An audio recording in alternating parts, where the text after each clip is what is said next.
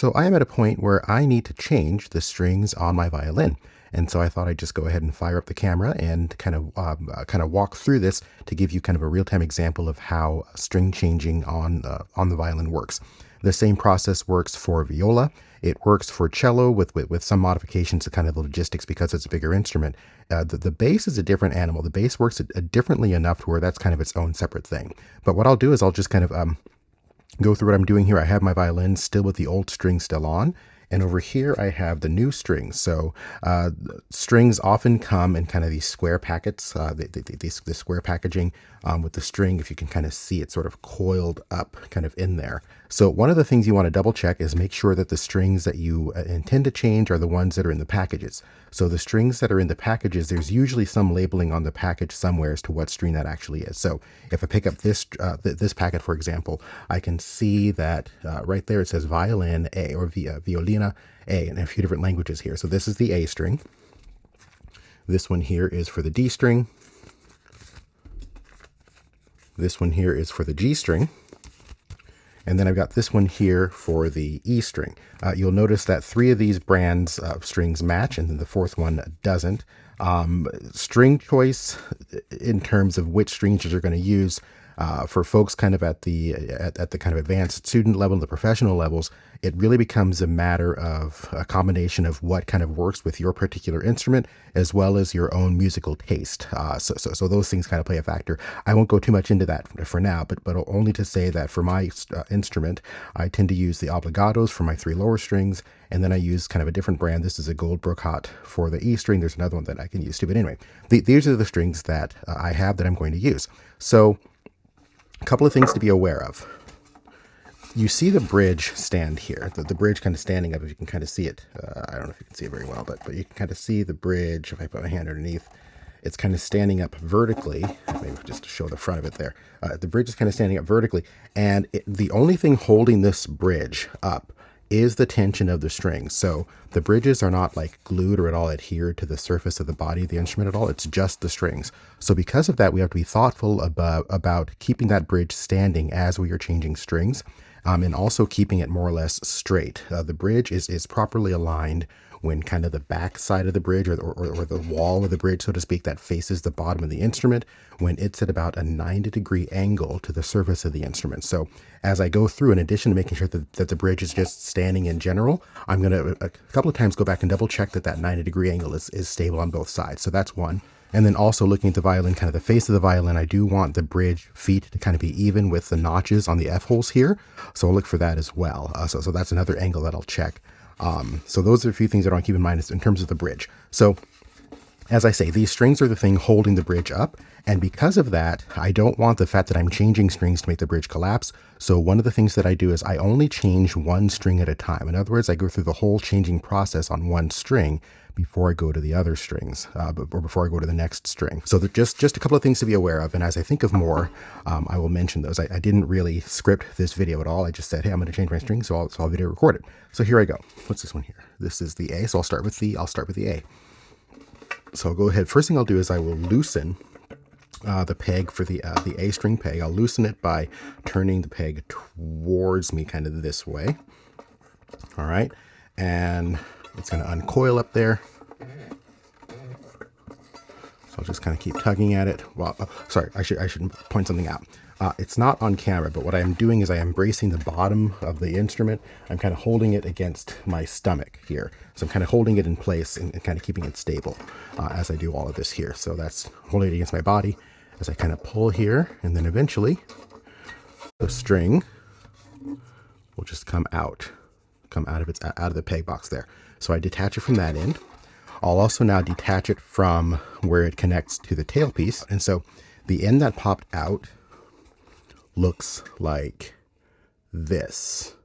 There's kind of a little metal hoop sort of thing, just kind of tucked into the wire at the end there. This is what's called a ball end, which is going to be contrasted with a loop end, which you'll see when I do my E string. So just keep this in mind. This is a ball end, and the ball end is going to just tuck right into the little hole made for the tailpiece, and then it kind of slots in like this, right? And that's how I will attach and detach the A string, the D string, and the G string. The E string is going to be a little bit different. I should also mention that you can see this fine tuner on the E string. There are sometimes you'll see fine tuners, especially on student instruments, on all 4 strings for violins, in which case the ball end just kind of goes in a little wedge there, but I don't have one of those to show you right now. But anyway, so I'll take the A string, and what I'm going to do is, when you look at these kind of string wires, just kind of without any sort of point of reference, you can't necessarily just look at this and know that it's an A string if you just kind of see it sitting around.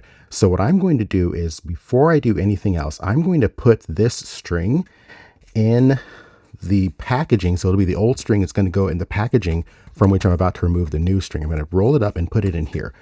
Sometimes we like to save our old strings, just kind of like in case of emergency, if something breaks and we just need to grab something to throw it on the instrument real quick, we'll have our old strings laying around.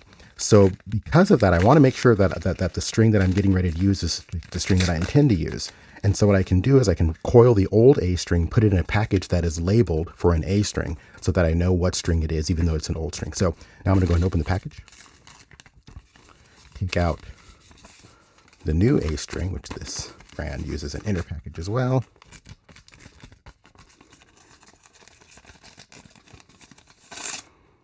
Okay, so there's the new A string. And I don't really need this. I don't keep the inner packages, but I am going to keep the outer packages, the outer package that has the label. And I'm going to take my old A string, coil it up. You can see the new one comes kind of pre-coiled. So I'm going to coil the old one up similarly. Kind of loop it off there so it holds. Then I'm going to take the old A string and tuck it into the packaging. So even though it's an old string, I know that it's an A string because I put it in a package labeled A string. So I'm done with the old string, so I can set this aside. Now I'll take the new string, and I'm basically going to reverse the process I just did for removing the string. So I go ahead and uncoil it. And now I'm going to start with the ball end. I'm going to take the ball end, and I'm going to seat it into the tailpiece from which I removed the old A string. And you can see, by the way, the bridge is still held up no problem because there are always going to be 3 strings that are fully attached at any given time because I'm only changing 1 string at a time. So here I go. I'm going to take the ball, drop it into this nice open slot here, or this open hole, kind of pull it into the slot, and now I'm going to tug to where it kind of catches. So now it's well seated at the bottom here, okay? Now I'll take the top, and I'm going to put it into the tailpiece. And here's how I'm going to do that. I hope you can see on the camera here. But the tailpiece, or not the tailpiece, the peg. The peg has little holes of its own that are kind of drilled into the shaft. And the idea is I'm going to put the string while the peg is in the peg box. Okay, while it's in the peg box, I'm going to take the string and I'm going to put it through the peg's hole. And this is important. I'm going to have just the tiniest little bit of string come through out the other side of the hole, right? So if I do it like this, okay, if I do this much, that's way too much, way too much.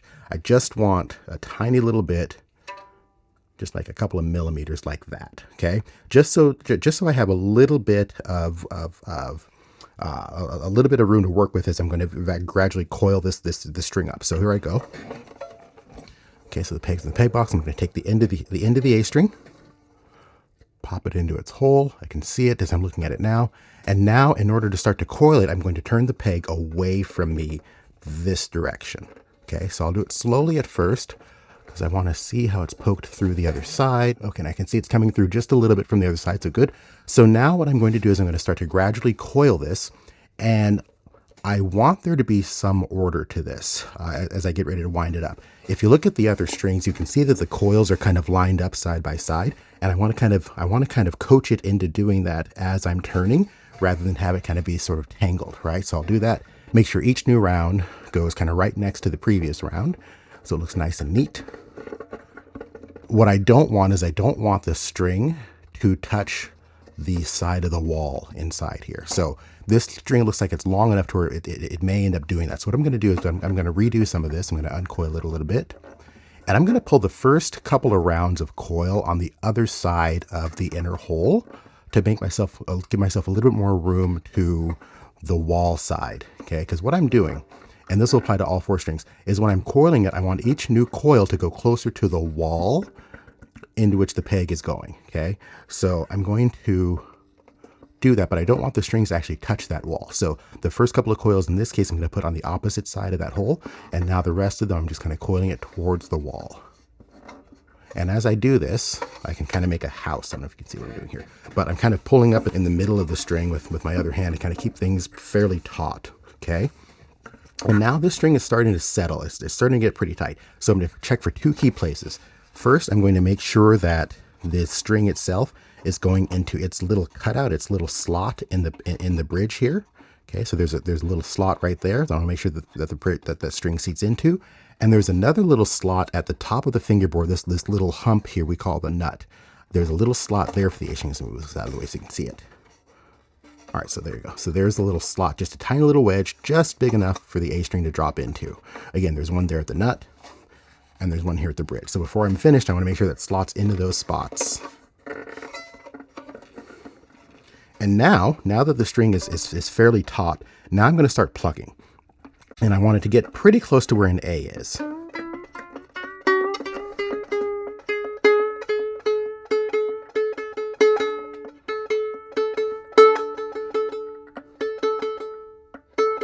Okay, so that's pretty close to an A.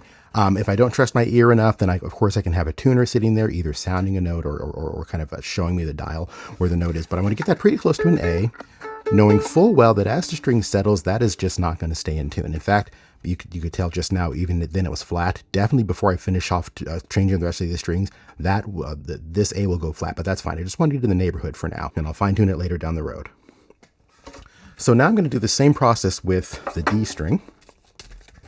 So here we go. I'm double checking, making sure I do in fact have the bag for the D string. Take the D string out. Take it out for the peg box. Then take it out from here. That went really fast. Set it aside while I open the D package. Take out my fresh D string, but before I do anything else, I'm going to coil up the old D string. Pop it in the package. So I know that this old string is in fact a D. Okay, set it aside with my old A string. I keep my old and new strings separate from each other. They're in absolutely separate piles because I do not want to get those confused. So I ended up having to get a different D string because the one I started to use, it didn't look like it was the correct brand. So here I am with another D string, which again purports to be brand new. Hopefully it is. Yep, that's the red and black that tells me that this is in fact an obligato. All right, so let's go ahead and pop this thing in. We'll first settle the ball into the tailpiece, put it through its hole, bring it through its slot like that. Okay, and now we'll go ahead and start to coil the top piece, or the top of the string into the peg. Same idea. The hole is there. I want to poke the string through the other side just a little bit. And I anticipate this is going to coil into the wall. So I'm going to go ahead and right off the bat start my first couple of coils on the opposite side of where I want to go. That came through. I need to... The string started to slip out of the peg, so I'm just restarting it. All right, there we go. So I put it through the peg a little bit more than I wanted it, but just because I knew it was going to slip out a few millimeters so that it would slip out to kind of where I wanted it to be. All right, so I've got those couple of coils started. Now I kind of guide the string over where it's on the correct side of that hole, and now I start to coil towards the wall. And so far I've been lucky in that the peg, the ball end that I started with has not slipped out of the tailpiece. Sometimes it does while I'm working on the top, so that's fine. I just kind of pop it back into place and continue my work here. So there's the D, check the A, get it back into place. Okay, so now what I'm going to do is before I do the next strings, I'm going to pause and double check the bridge. As I said, I want to keep the bridge kind of properly placed throughout. I don't want it to lean too much. If it leans too much, it risks collapsing, which at best is a nuisance because it collapses. You stand it back up and kind of retighten the strings. At worst, sometimes if it collapses just the right way, the bridge itself can snap, which of course can't be repaired. We'd have to get the bridge replaced. So just kind of as a preventative thing, I'm just checking the angle of the bridge. Looks good so far. This is a little bit more than 90, so the bridge is leaning this way just slightly. So I'll go ahead and fix that now. Just kind of What I do is I have two pinkies kind of under the body of the instrument, and I have these fingers kind of ready to go, and they can kind of pull the bridge back. I want to be very gentle with this because I don't want it to collapse the other way. All right, so I've done that. Let me check that out now. That looks better. Check the tuning.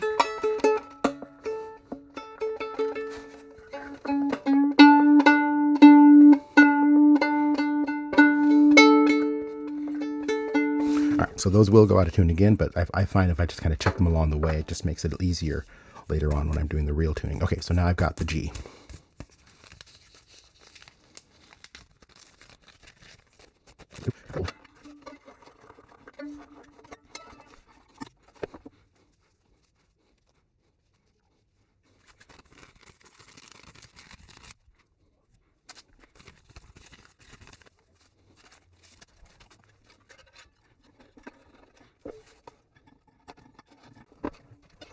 Another thing I'll mention, now that I've done the two inner strings, I'm going to do is start to do the outer strings.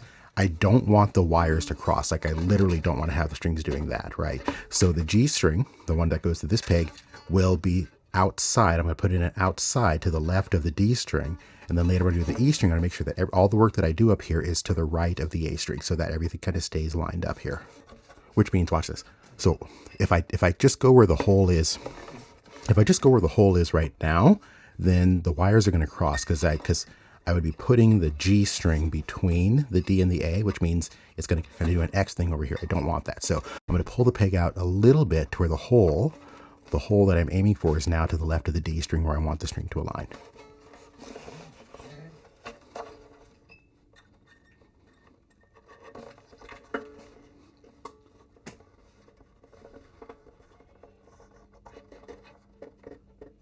So again, I'm starting the first coil or so to the wrong side, so to speak, of the hole, because I can tell that if I start it on the correct side, it's gonna the string's gonna run into the wall, and I don't want that.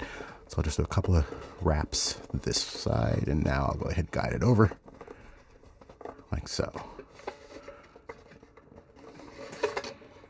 And by the way, I'm kind of making a TP house, so to speak, in the middle of the string, because what I just felt the string try to do on the bridge, or if you can see the string is on the side of the bridge, I want it to stay above the bridge. So as it tightens, it's poised to kind of go where it needs to.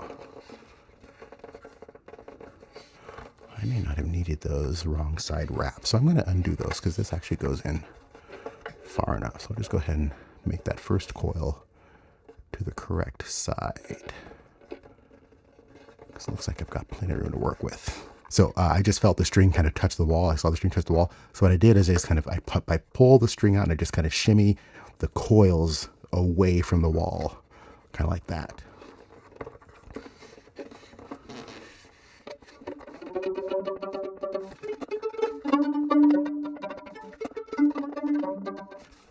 Okay, so I've now done the A, the D, and the G, and I've demonstrated the process that I use when I'm changing strings, when I'm working with strings that do not have a fine tuner. Now the E string does have a fine tuner. The E string will always have a fine tuner on pretty much every instrument, at least every modern instrument.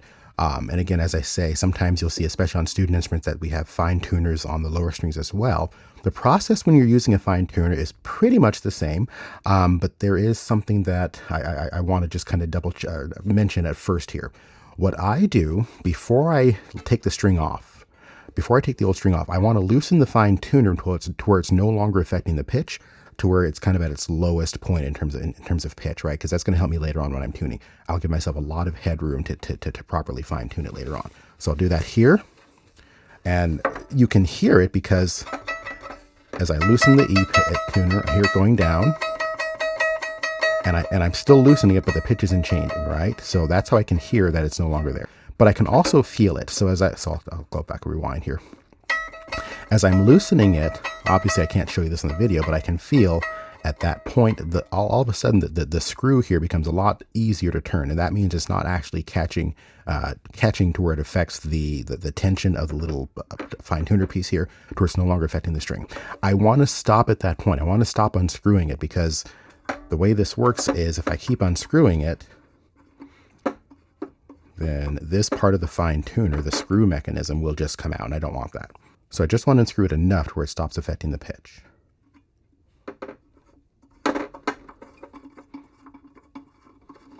And And that point is right about here. I can feel where suddenly resistance is getting ready to start. So that's as far as I want to go. All right, so from there, same as before, just take the old string out. All right, so that's out here.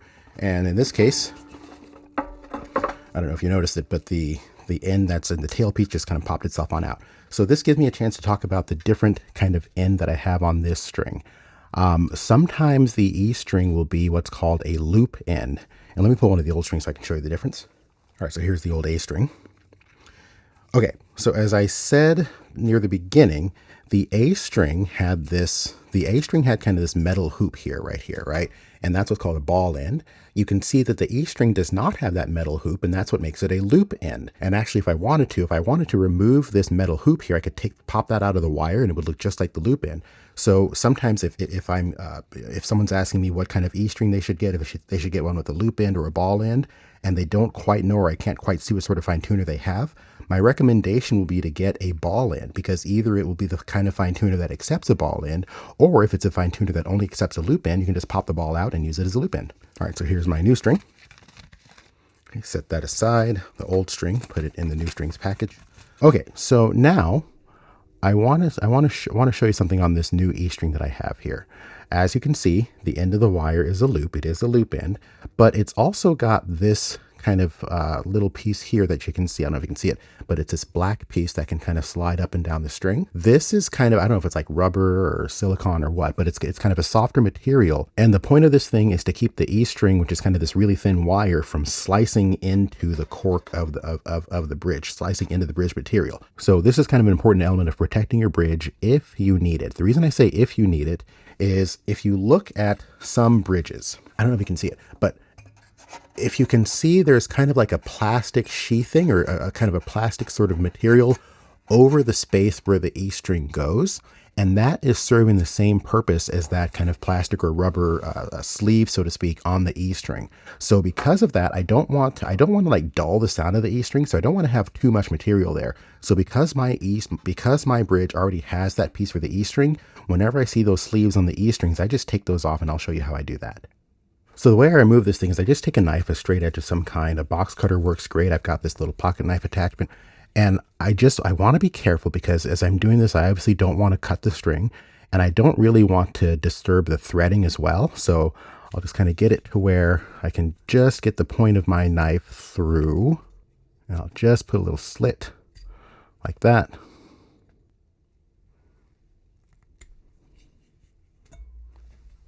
So now I'll follow a process similar to the other strings. I'm going to go ahead and set the tailpiece in first, the loop in here. I'm going to just put that over the little hook that's prepared for it as part of the fine tuner here. Now, because it's just kind of sitting there on this hook, there's a really good chance that this will actually detach itself as I'm kind of doing as I'm working on the upper half. But that's okay. As I said, if that happens, I'll just kind of go back and reattach it and continue on. And there it went right off the bat, so that's fine. So what I'll do if it doesn't really hang on easily on its own like that, I'll just start the top part first, and then just kind of work the lower part in. So I'll start my coiling, but I won't go too far, because I want to be able to easily set the loop end back in before while the string is long enough, while there's enough slack to do that easily. So here's how I'm going to do that.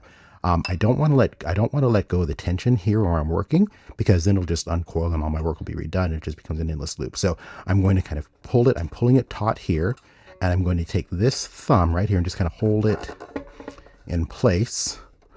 Right, get one finger on the peg, one finger here. So the tension is staying here as I go down, and I go ahead and seat the loop end back in its spot. So now I've got it on its hook. So now I'm going to create like a little house like this. Just kind of pull it up from there. And that's keeping tension now on both sides of the string, to where both sides, neither side is likely to slip. And while I'm holding my tent here, I'll just kind of keep this here, push these over off the wall. Oh, it's too far off the wall. Let's bring some of that back. Okay, good. Okay, so again, this E string is seated in its slot on the nut. And it's not quite seated, I don't know if you can see this, but it's not quite seated in its slot on the bridge, that plastic piece that's there for it. So just kind of gently lift it up, seat it in there, and continue on. And there I go. Okay, so I've now successfully changed all of my strings. So I'm just going to do one more check for the bridge. Check it from the side, making sure that 90-degree angle is right. Check it from the front. Make sure that the two sides, the two feet are lined up with the F-holes. And I'm also making sure, I forgot to mention earlier, I want kind of the lateral position of the bridge to be even. And my trick for that is I look at the margin on the side of the G string and I compare it to the margin on the side of the E string, and I just want those to look about equal. Looks pretty good. Okay, so the bridge looks fine. Check the tuning.